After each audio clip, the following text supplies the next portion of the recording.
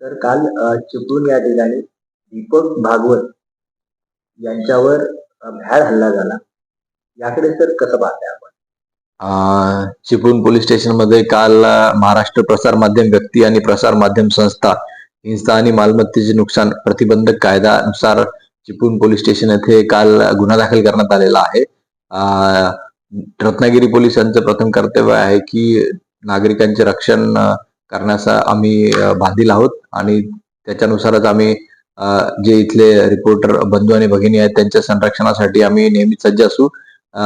या अनुषंगानेच दीपक भागवत पत्रकार यांच्यावर जो तिथे हल्ला झाला होता, तिथे जी मारामारी झाली होती, त्या अनुषंगाने रत्नागिरी पोलीस दलाने गुन्हा दाखल करण्यात आलेला आहे आणि त्यावर कारवाई चालू आहे.